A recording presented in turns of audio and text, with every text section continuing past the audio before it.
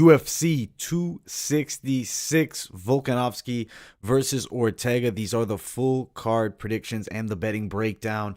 I look forward to talking about this card. Honestly, high-level action throughout. Even on the prelims, you got some pretty solid names. Debuting guys, some Nick Diaz Army guys, which we'll get into those breakdowns. Make sure you guys smash that like button. This is a pay-per-view card, so I need at least 200 likes on this full card breakdown. Much love to everybody tuning in. Smash that like button. If you're new, subscribe, turn on the post notifications. You do not want to miss a video. We got tons of content here. Full card predictions. We do betting breakdowns, this week's best MMA bets, post weigh-in recaps, do some live fight companions and reactions as well, and then AJ Unfiltered series where we talk about trending MMA news. So you don't want to miss any of it. Subscribe, turn those post notifications on. But I want to get to the actual breakdown. We got to talk about these fights. Let's go down to the bottom of this UFC 266 card. The first bout of the night. Omar Morales and Jonathan Pierce. This is a really good first fight, and especially after some weeks of weaker fight night cards, we now get a really good card with Omar Morales, Jonathan Pierce starting the night off. Featherweight bout. Jonathan Pierce, last one, he beat, I believe it was Kai Kamaka III, if I'm not mistaken. Yes, he did. He got a TKO of him. In that matchup, he put a high pace on him, was a little bit outstruck in the first round, but when the fight was on the ground, that's where he shined. Pierce's style, pretty tricky stand-up game, but there are openings for straight punches. I feel like he's a bit susceptible to the low kicks and straights. Athletic-wise, he's solid. Wrestling-wise, okay. And his jiu-jitsu's pretty good. And his top control's heavy. And his ground and pound is definitely dangerous. But on the opposite side, you have Omar Morales. Very physically strong fighter. Pretty decent takedown defense. Really dangerous with his kickboxing skills. Nasty low kicks. And his style is like patient forward pressure. He likes to control the center of the octagon, and he rarely gives up ground. He will when he needs to retreat, but a lot of times does hold his ground. He's got a good jab. His hands overall are good. He's got some solid boxing skills. Now, his loss to Chikadze, which was his most recent loss, his only loss as a pro, doesn't look so bad with how Giga Chikadze put it on Edson Barboza. Omar Morales is a really good striker. I feel like he's a difficult matchup for Jonathan Pierce. Morales, almost the same height. He's got a 1-inch disadvantage, but he's got the longer reach. He's going to have good leg kicks. I think he chops down Jonathan Pierce, pieces him up. He gets the win. Omar Morales, second round knockout here of Jonathan Pierce, and I think he'll put on a pretty swell performance. We'll check out some of the odds here, the official odds for you guys. All right, so Morales and Jonathan Pierce, not really any valuable props yet. We got minus 150 Morales, Pierce plus 140. I think minus 150 is a steal for Morales right now. Fight goes the distance, minus 170. I don't think it does, plus 130. I like Morales here. I think he's a solid straight bet at that minus 150. If you want to money line him early, I really like Omar Morales to beat Jonathan Pierce, and I think he does it by second round knockout. Let's keep on moving up. Matthew Semelberger, Martin Sano. I said to myself, how did Martin Sano get this fight? How does he end up getting a UFC shot where he's 0-2-1 in his last three? Well, I looked into him. He's a Diaz guy. You know, he trains with the Nick Diaz Academy. Diaz on the card, another representative of the team. Maximov is fighting. So I guess I see how they fit him into the spot. Semelberger needing an opponent. They made it happen.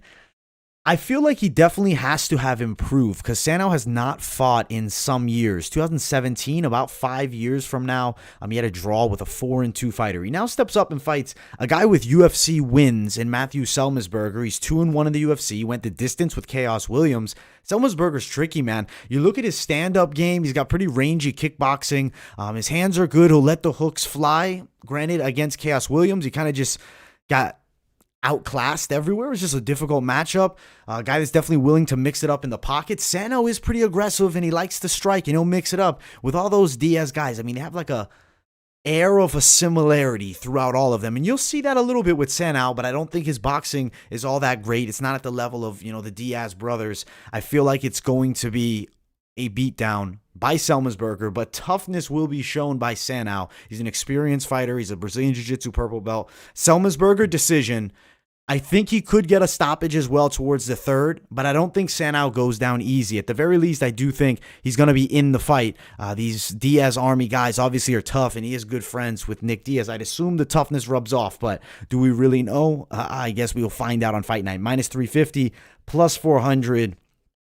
Let's see.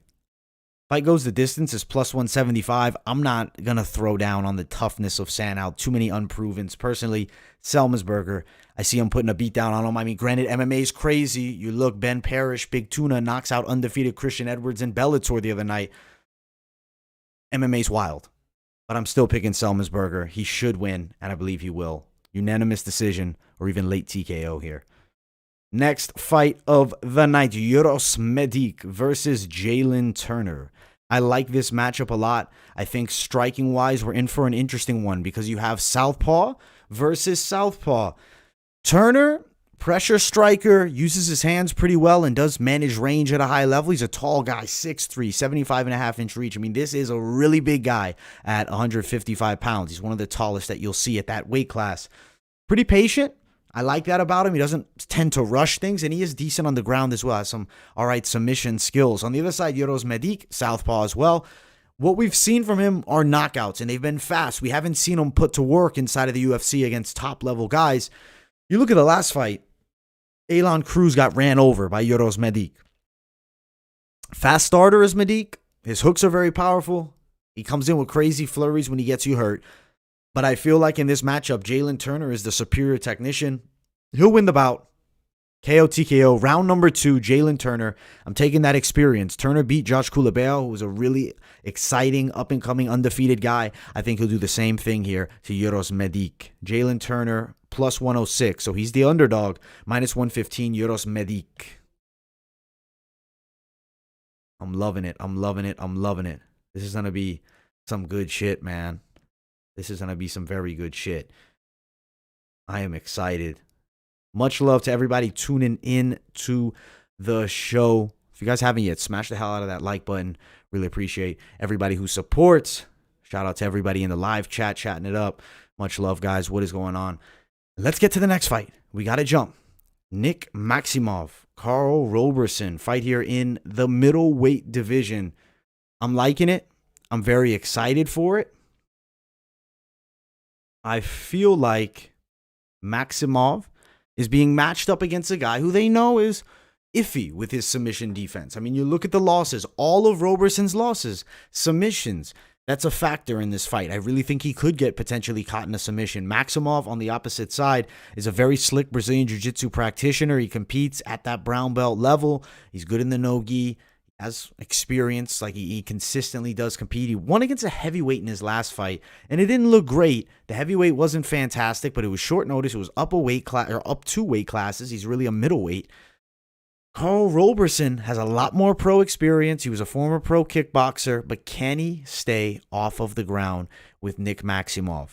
I believe in the Diaz protege. I'm going to ride with him. I picked against one of them, but I don't think this one loses. I think they are setting him up for a win. I think Maximov could be the next Nick Diaz Army guy on the way up. He's 23. He's super young. It's a hard fight, really hard fight, and he's in for a big test, but I think he's going to get a second-round submission. I'm going Nick Maximov. He's going to win, and he is the slight underdog, plus 105 to minus 110. Maybe ends inside the distance, minus 180. They think fight goes the distance. It's plus 140. So, yeah, they think it ends inside the distance as well. But, yeah, I got Maximov. I think he'll pull off the slight upset here with his Brazilian Jiu-Jitsu skills. But big test. Very difficult test. Dangerous bet. Manon Fiorot versus Mayra Bueno Silva. I like this fight as a showcase for Manon Fiorot. I think this is the matchup to really showcase how high level her striking skills really are. I mean, what level is she at? Because I feel like Bueno Silva's good. She's a solid striker in her own right. She's got a Muay Thai-esque style. She's got some decent knockout power, some good low kicks. Physical, very strong. Pressure is a lot forward. Manon Fiorot controls range well. Has those nice side kicks, especially with that lead leg. Picks her opponents apart. That's what she tends to do. She tends to outstrike a lot of them. She has a pretty dynamic striking game, little karate-esque in the mix. I think that Manon Fiorot's going to put it on Mayra Bueno Silva. And if she beats her in this way, she really is a star-studded prospect right now. I'm thinking KO TKO, round number 2, Manon Fiorot, and she puts on the performance of a lifetime against a very tough Mayra Bueno Silva. If she outstrikes her like that, potentially standing TKO, that'd be good stuff. Minus 250. Plus 231. I like Fiorot. Fight goes the distance, plus 100. Fight ends inside the distance, minus 140. I think it will. Under 2.5, minus 110. I think it's a potential play for sure. I think inside the distance, Fiorot, KO TKO.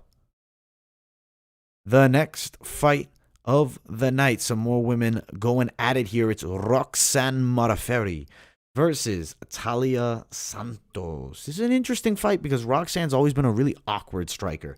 She likes to engage in the clinch, so she'll use her striking to get inside there. She looks for trips, takedowns, anything she can do to get fights on the ground or against the cage with her in dominant position, you know, throwing some stomps, some knees, whatnot. Not necessarily the most entertaining all the time, but she does bring it. The Happy Warrior is out there going for it. But in this matchup, you have Taila Santos, who is pretty athletic, knockout power for sure, good boxing skill set, and also strong on the ground. Her jiu-jitsu is solid. She has very heavy top pressure. I feel like she has good control as well. I think she can either stay off the ground if she chooses to, or maybe even get top position on Roxanne Modaferri. It's not like Roxy's the best wrestler in the game. I think Taila Santos will win, but I do think decision.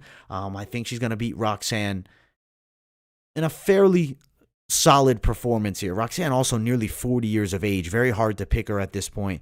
She's coming off a loss to Viviana Ruja. I mean, she's always tough, and she does bring it. But I think Taila Santos could be the one that puts her down. I got to go with the 17-1 fighter who realistically should be 18-0 outside of that Barella decision loss.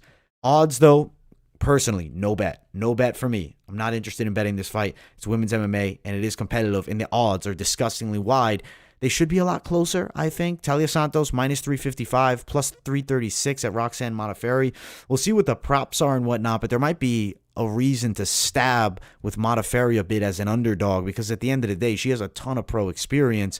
Santos, good, but rather unproven. And I mean, she looked okay against Jalin Roberson, but who knows? Roxanne maybe catches her in some type of crazy submission. But still, I think Taila Santos wins the decision there. The next fight of the night. We got a ton of fights on this card, a lot of prelims. Shamil Abdurakhimov and Chris Daukaus. This is a rescheduling, I believe the third time for these two. Shamil is a forward pressure style of wrestler, does mix it up with his boxing. He'll throw decent overhand hook style punches. He's definitely got pop. He's a big man. He is 40 though. His last fight was a while ago. When was it? Nearly 2 years ago since he last fought. It was a loss by TKO to Curtis Blades. But you look prior, 3-fight win streak. Not bad, and he wasn't doing bad against Lewis. He's a very tricky guy to deal with for a lot of these heavyweight strikers. The thing is, let's not forget, Daukaus is competent on the ground. I believe Brazilian Jiu-Jitsu black belt. His boxing skills are super slick, nasty hooks, closes distance well. He's going to crack Shamil Abdurakhimov. I think he's a real prospect in this heavyweight division. He needs the W if he's going to pull it off. I believe he will. Chris Daukaus, win.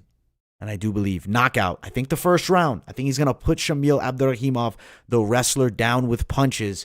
And I think Abdurakhimov will be like maybe forcing shots and then maybe some uppercuts land. Daukaus stoppage win. That first round, he's a big favorite. Minus 177 or plus 180. I will say they could be closer to the lines just simply because who knows? What if Daukaus ends up getting taken down and he can't get up? His jiu-jitsu is not effective from the back. These are things we haven't seen at the highest level for him yet. Minus 210 inside the distance, plus 160 goes the distance.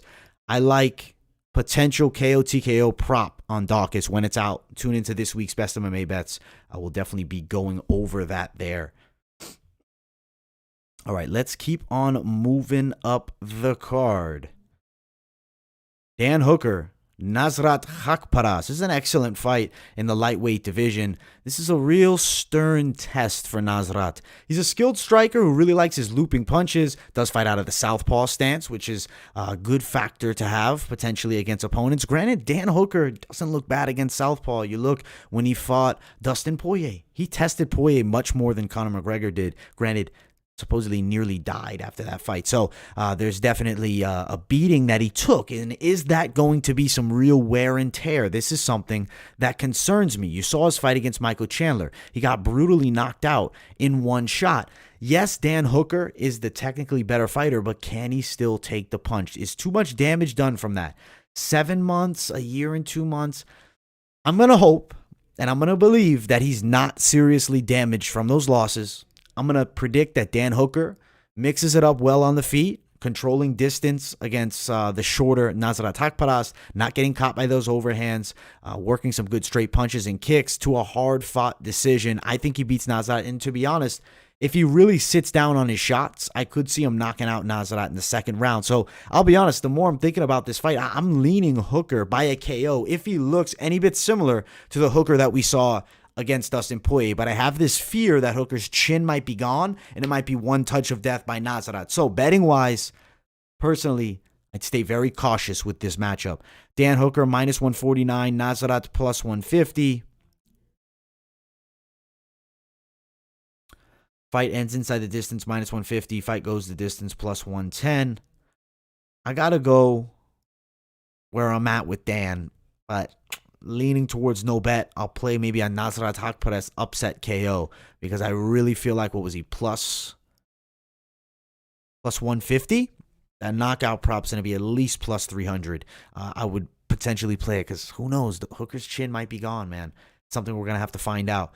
The next fight is the featured prelim of the night. Marlon Moraes versus Merab Dvalishvili. This is a good matchup, man. I'm pretty excited to see how this one goes down. I feel like skill set wise, it's a hard matchup for Marlon Moraes because Merab is not just a one-shot wrestler. He is going to shoot, and he doesn't get tired. It's constant forward pressure, looking to clinch against the cage. He's very strong physically. He's out wrestling good guys. He's on a roll. On the other side, Marlon Moraes is on a downslope. He got beaten bad by Rob Font, bad by Sandhagen, controversial win over Aldo, and he also has a loss to Cejudo. So realistically, he's on a 4-fight losing streak, and they put him in there against a dynamite prospect in Merab Dvalishvili. I can't go against momentum. I have to ride with Merab Dvalishvili, especially with this wrestling style of game. Yes, dynamic kickboxing on the side of Marlon Moraes. Disgustingly good body kicks, very fast with his hands. When he's on fire, doesn't look the same. Maybe he comes out and sleeps Merab and shuts us all up, but that's not what I see. I see Merab Dvalishvili wrestling him, putting him against the cage, working towards takedowns, gassing him out potentially. Unanimous decision, Merab Dvalishvili. The odds agree. Minus 230, plus 221. It's crazy. You can be on top in this game as a title challenger, and then you can be plus 200 underdog against a guy who's ranked, I believe, in the back end of the top 10. Fight goes the distance, minus 165. Fight ends inside the distance, plus 125. I think it probably goes distance, and I think it's Merab Dvalishvili winning a decision in a fight that I can't wait to see. I promise you guys that is going to be a sweet fight. Either way, whatever side you're on, if you like high-level grappling, high-level striking, you're going to get a mix of both. We'll see what wins, striker versus grappler, something I cannot wait for. Now, let's jump to the main card. If you guys haven't yet, smash the hell out of that like button. I need 200 likes. If you're new, subscribe to the channel. You don't want to miss any content because we have a wide variety of it. So keep it locked in. Turn on those post notifications as well. And let's talk this fight. It's Jessica Andrade, Cynthia Calvillo. They meet at 25. Both have previous experience at 115. Andrade moves up and gets a real nice knockout of Chookagian. And look on the opposite side. Calvillo was wiped the floor with by Chookagian. She was dominated. It wasn't close. Jessica Andrade is going to be hell for Cynthia Calvillo to deal with. Yes, Cynthia's got good wrestling, and when she can get fights to the ground, does good work. Striking is pretty mediocre, okay boxing. Jessica Andrade is a dynamite puncher. She's going to be very fast moving inside of the distance. Wrestling defense is good. Don't be surprised if she slams Cynthia Calvillo somehow. The physical strength of Andrade is serious. She's short. It's very hard to take down a shorter fighter like that, especially with traditional takedowns. Maybe against the cage, that's a different story. I don't think Calvillo has the physical strength to do that. Jessica Andrade is going to wipe the floor with Calvillo, KO TKO, round number 2. I think she's going to stop Calvillo and break her. Now, Calvillo is proven tough, so if it did go towards a decision, I see floor-wiping performance by Jessica Andrade. One of those female locks, because with Andrade, she's on another level. She has a different style of skill set than most of the girls out there. Minus 269, plus 241. I like Andrade. I don't think she's threatened here. I think fight could potentially go the distance or it ends inside the distance. Personally, I like Andrade all day here. I think she's going to wipe the floor with Calvillo. I don't think the wrestling will be enough to deal with Jessica Andrade. Next fight, Curtis Blades, Jairzinho Rosenstruik. I like seeing Rosenstruik in another big fight, and they throw him a hell matchup.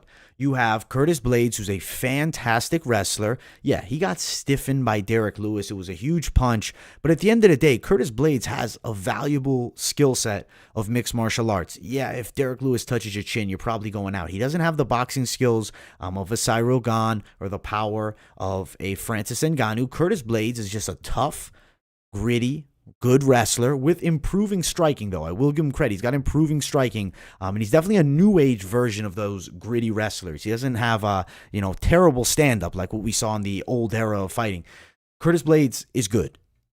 Can he avoid the death punch by Jairzinho? Because it takes one with Jairzinho Rosenstruik, and it takes one when you're fighting against Derek Lewis and Francis Ngannou. But outside of those guys, the power diminishes, and I don't think Jairzinho has that level of power that you see with Derek Lewis.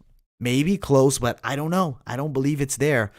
I think Jairzinho Rosenstruik is in for a tough fight. I think he's going to get laid on for 3 rounds. Curtis Blades, wrestling heavy attack. He needs to avoid those uppercuts. I think he'll be prepared for him. He's going to beat Jairzinho Rosenstruik on a decision. Even with a loss, I'm interested in Jairzinho Rosenstruik taking on Derek Lewis. I think that's a very good fight to make. Win, lose, draw, I don't care. I think that's what's next for Jairzinho. For Curtis Blades, I do think he's going to move forward, but it's going to be a hard climb to the top of the weight class for sure, because he's already lost to, 3 of the upper echelon guys, or 2 rather, and I think Cyril Gane, frankly, could also beat him. Next with the odds, -295, +269. Fight goes the distance, +160.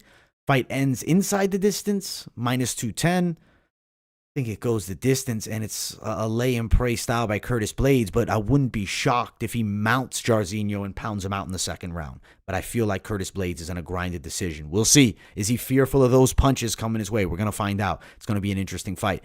Ooh, the featured bout. I think a lot of you are here for this featured bout. I think everybody wants to know who's going to win between these two. It's Nick Diaz, the return of the legend, taking on a damn good Robbie Lawler, but on a decline. Robbie Lawler has definitely improved drastically since these two first faced off many years ago. Robbie Lawler has knockout power in his hands.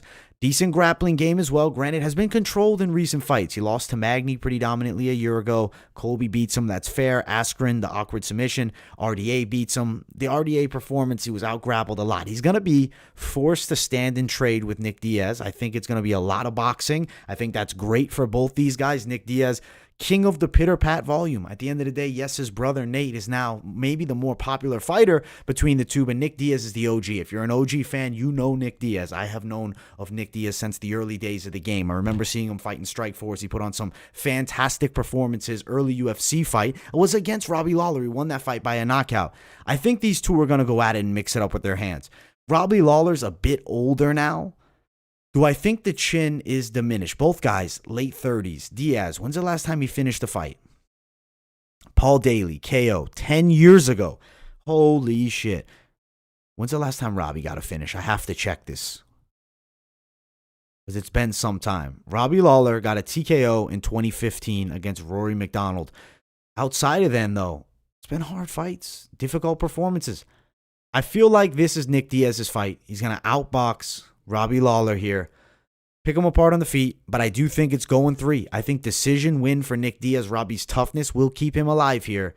Maybe he gets knocked out, though, if a beautiful 1-2 combo lands, but I think Robbie's apt enough to be decently competitive. Diaz win by a decision. He's going to beat Robbie Lawler. What a crazy throwback fight, and I'm looking at this as the featured bout of the night. This is crazy. I feel so blessed to be able to break this down for the channel, because this is a monumentous fight. This might be the last time we ever see Nick Diaz, and he is a true cult hero of the fight game. You got to ride with him. Nick Diaz, slight underdog, +100, but you can find plus money for either guy. It is a pick'ems fight, as it should be, between two OGs of the game.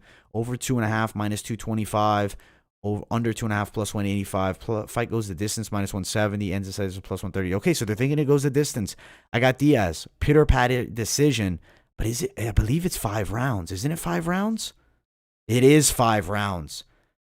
You know what? If it is 5 rounds, I will say this. I could see 4th round TKO Nick Diaz. Decision or very late TKO for Nick Diaz. So over 2.5, I think, does cash there. If somebody's interested in playing that while it's out, I do think that's fairly valuable. I think win, late TKO, or decision, but leaning late TKO, to be honest. We got to go Nick Diaz. 5-round fight. Had a Yoel Romero moment thinking that it's a 3-rounder, just in the opposite. No, it's 5 rounds. The Diaz brothers are the title. The Diaz belt is real because they get 5-round fights in featured bouts of the night. It's insane, and I love it, though. I'm so happy it's 5 rounds. That's a swell fight.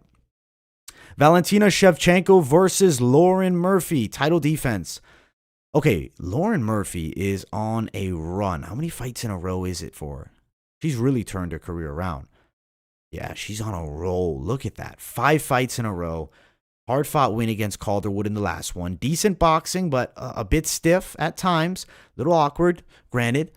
Every girl's outclassed against Valentina. It doesn't matter if she's a fantastic striker. Valentina Shevchenko is a straight monster. There is levels to the game, and Valentina is towards the very top. Her Muay Thai is extremely good. It's dynamically adapted for mixed martial arts. Kicks are very dangerous. She's got dangerous elbows as she comes inside. She's got knockout power in her hands. Her throws are fantastic. On top, she's hell. Granted, if you get a really good grappler, maybe Jennifer Maia, if she gets her in a bad position, she can be held down for maybe a round, but she'll find a way to win the bout. She's got very superior fight IQs to a lot of girls as well. She is one of the greatest female fighters to ever walk this earth. Valentina Shevchenko, she's going to win the fight, and I do believe she stops Lauren Murphy TKO round number 3 in what should be a pretty one-sided affair. Yeah, I think it's going to be Shevchenko all day here, and I think it's a showcase for her in this matchup. I mean, every fight is a damn showcase for her. Let's see. Minus 1,115 is best value. Plus 1,000 for Lauren Murphy, best value for a dog. Shevchenko wins inside the distance, minus 265. Shevchenko decisions plus money.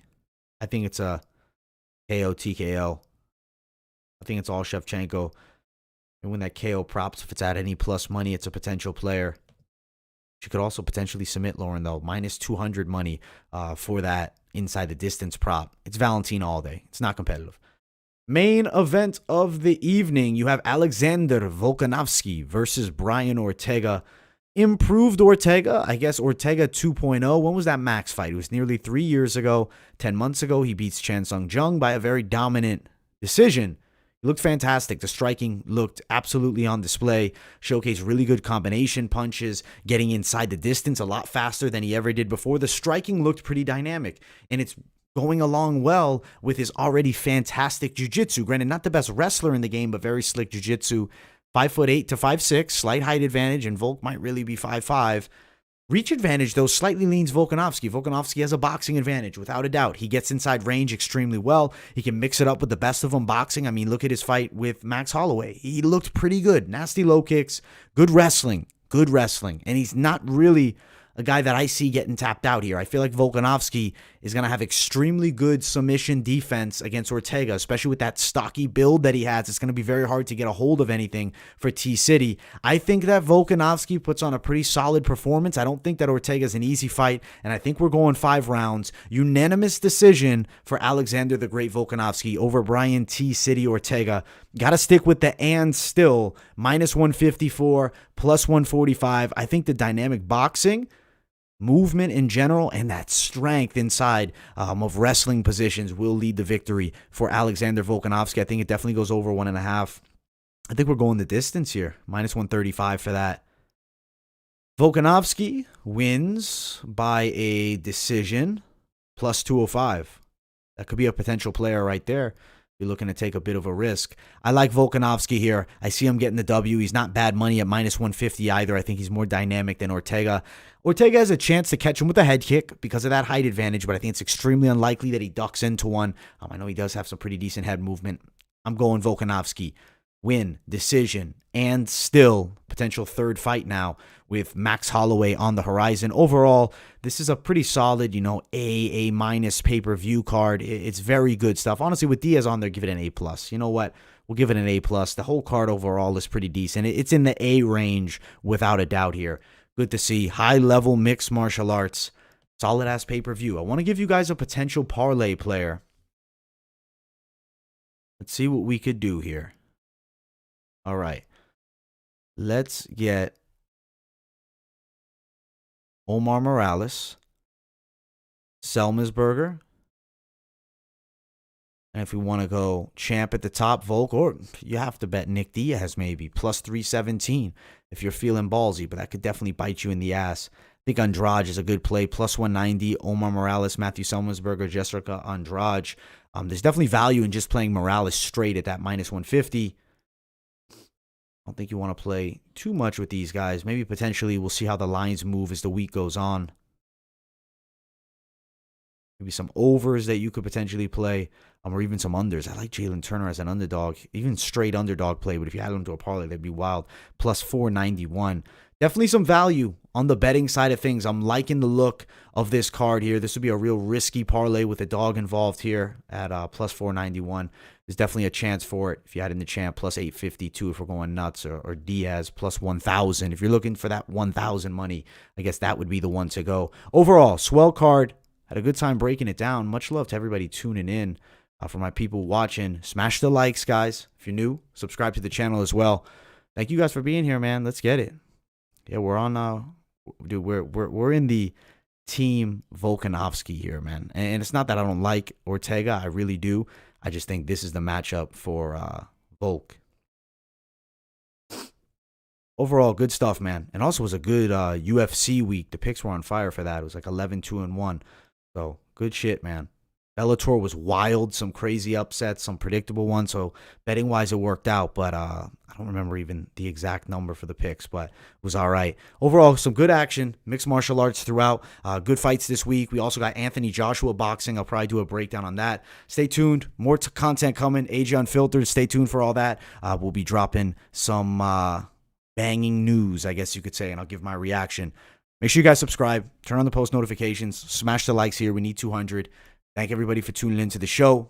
We got more content coming out all week long, and also stay tuned for a potential individual breakdown for that Nick Diaz fight. Got to give love to the OG. Peace, guys. Have a great night, everybody.